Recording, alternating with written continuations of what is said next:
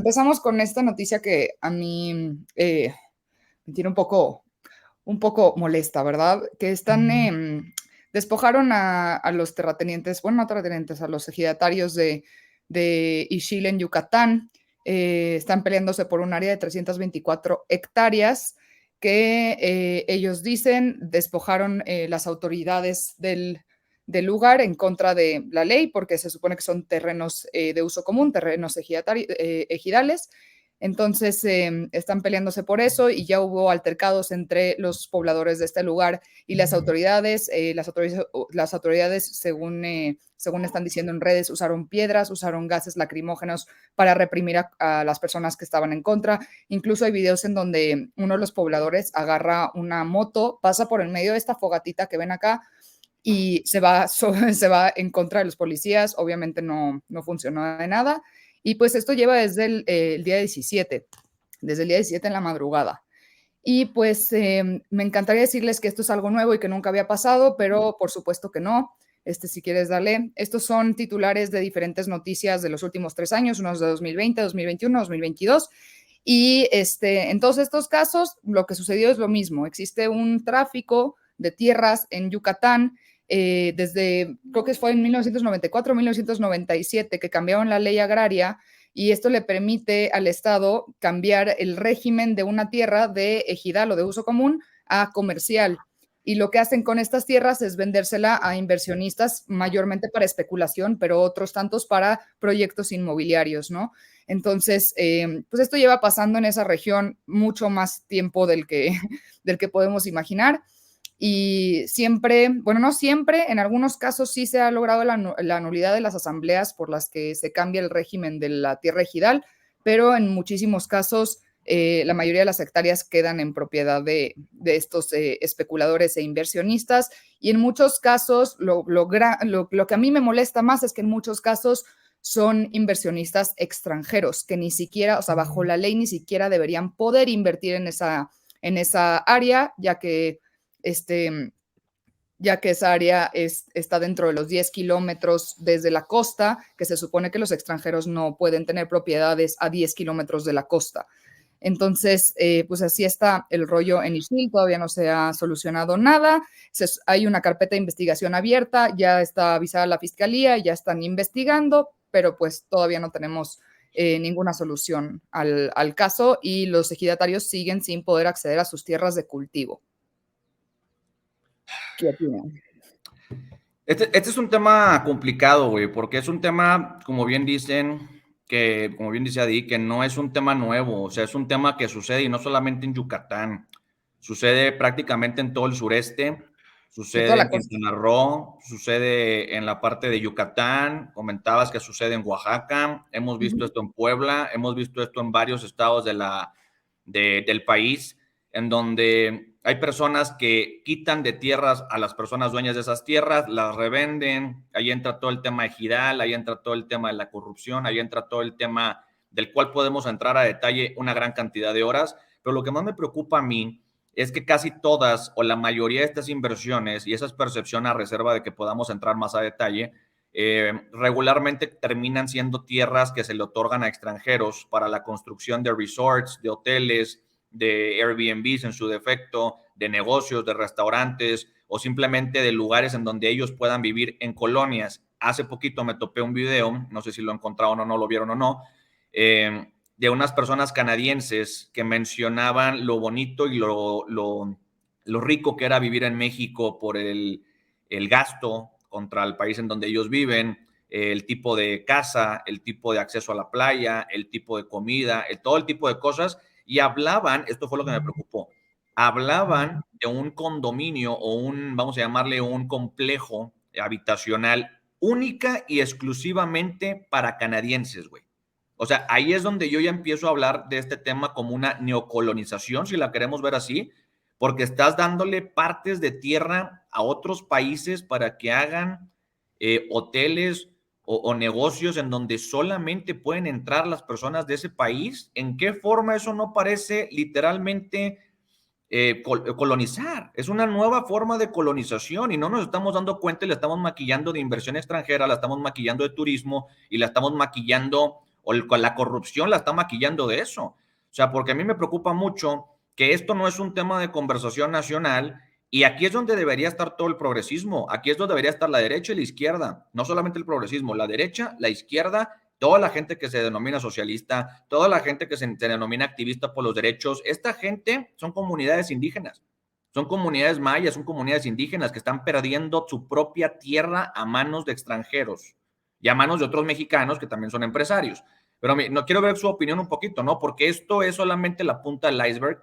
Realmente hacia abajo vas a poder encontrar una cantidad de información ridícula y problemas ridículos, incluido lo que hoy conocemos como gentrificación, que ya estamos viendo en ciudades grandes como Ciudad de México, Monterrey, principalmente Ciudad de México y otras ciudades como Oaxaca, Chiapas. Pero bueno, quiero escuchar su opinión. Para mí esto se está saliendo de control. Es un tema de neocolonización, que hoy se le puede llamar gentrificación, si lo queremos ver así. Y el impacto en precios, en renta, en comida y en todo para el mexicano se está complicando bastante. ¿Qué opinan ustedes? Les paso la palabra. Pues mira, o sea, la neta, yo siempre soy de la idea de, güey, no es necesario irnos tan lejos para ver cómo esto te afecta, ¿no? Aquí ahorita las personas de los comentarios no me dejarán mentir. Se nota al menos en la Ciudad de México, que como bien lo comentabas, cada vez un flujo mayor de personas extranjeras que residen en México.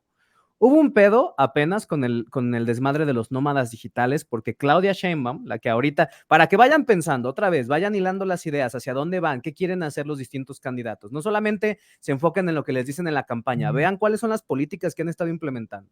Claudia Sheinbaum hizo una propuesta para convertir a la Ciudad de México en un paraíso para los nómadas digitales, ¿no?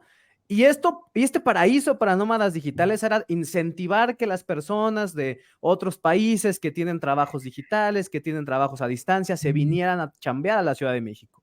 La lógica de Claudia Sheinbaum es, si vienen personas de otros países, pues van a traer otras divisas, van a traer dólares, van a traer euros, van a gastar en dólares y van a gastar en euros, y eso se lo van a dar, en teoría, a los negocios locales. Y ahí es en donde la puerca retuerce la pénice posterior. ¿Por qué? Porque lo que está terminando de pasar es que llega el extranjero, llega el gringo, llega el europeo, llega el canadiense, pone su propia tienda en la Ciudad de México, pone su propio restaurante en la Ciudad de México y entonces tiene zonas ya de Polanco, tiene zonas de la Roma, tiene zonas de Zona Rosa. Güey, ya todo el mundo habla en inglés. Ya hasta los pinches menús te los sirven en inglés, güey. Fui al Califa hace como 3 semanas y el pinche menú del Califa en inglés, güey. Y yo así de, papi, ¿no estás viendo este tono de piel, güey? O sea, me halaga que creas que sé inglés, pero cabrón, estás en México, güey. Aquí la lengua es español, es castellano, padre. Y yo sé que estoy sonando igual que los gringos que dicen, güey, ven aquí, vas a hablar inglés. Es como, cabrón, estás hablando de un país en donde muy poca gente es bilingüe, porque además tenemos un problema de alfabetización en esa materia brutal. Estás en un país en donde la lengua principal es español y todavía se emputan si no les hablas en inglés ellos que vienen para acá, güey.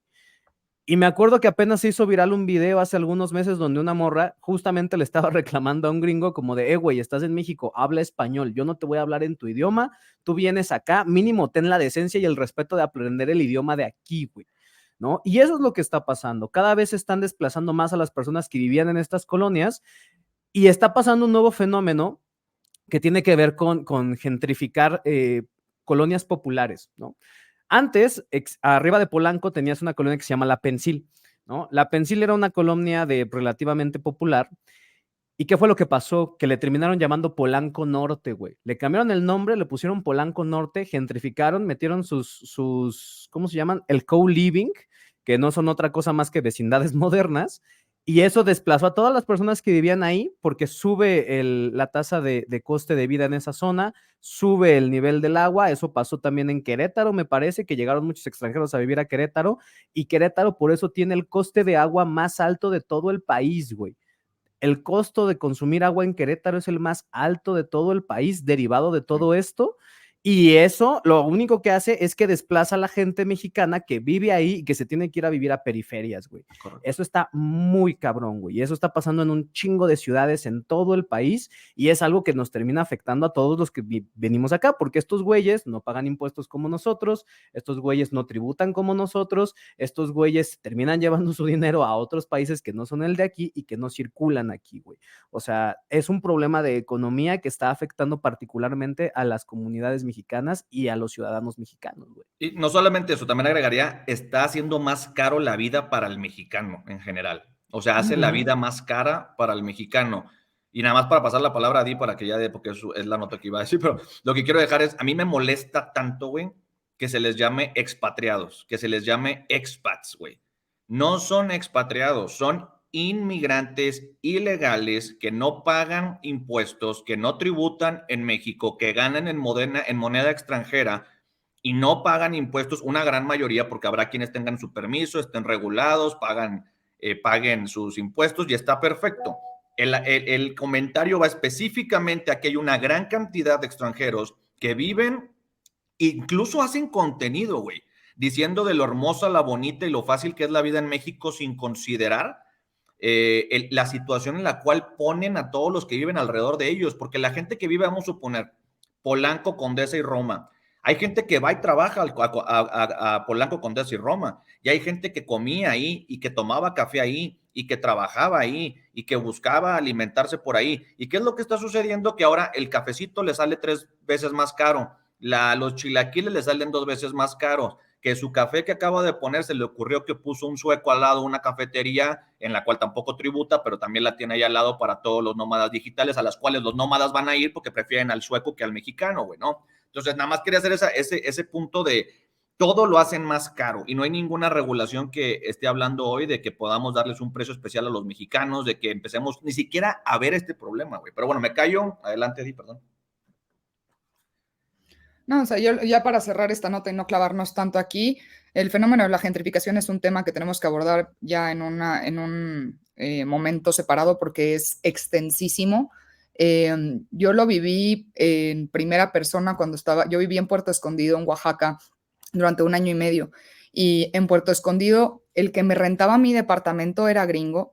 La mayoría de los Airbnbs, hoteles, restaurantes eran de extranjeros, dices españoles, dices argentinos, dices gringos, canadienses y de muchas partes de Europa.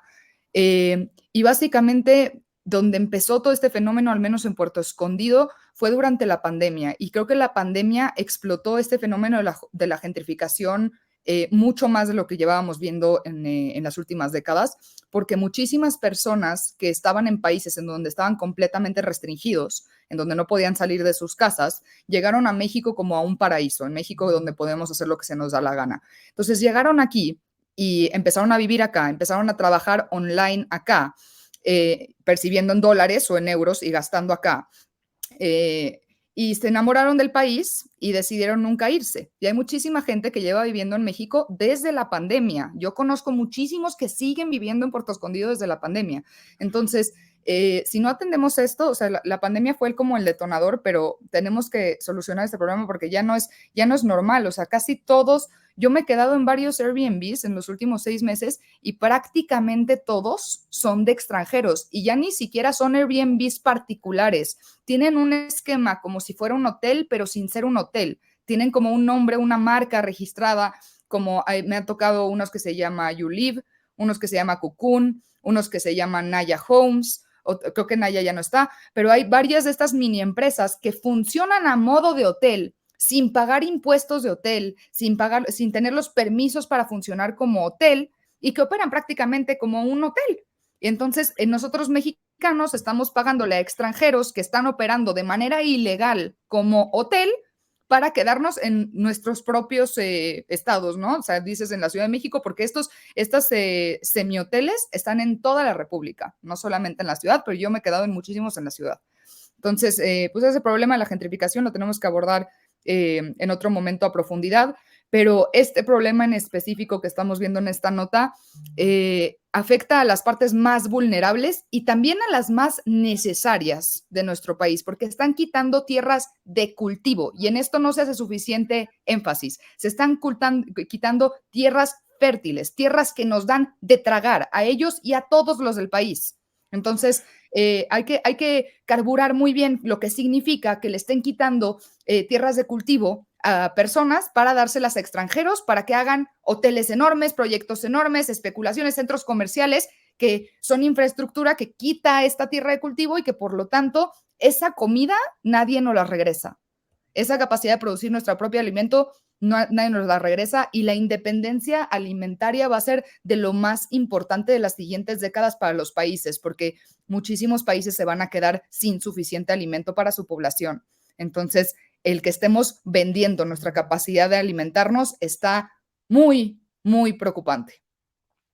Ese es un gran punto. La autonomía de los alimentos está en crisis de también. No, es otro tema, pero bueno, lo podemos abarcar después. Pero el tema de la apertura de las fronteras sin arancel, quitar el cerco sanitario en su momento para llenar de comida, carne y productos extranjeros, justo es muy peligroso ese tema, porque todo eso, más esto, más todo, pues nos lleva a poner en riesgo esa parte de alimentos y depender solamente de lo que nosotros podemos producir o no, y dependeríamos de alguien más. Ese es el principal problema.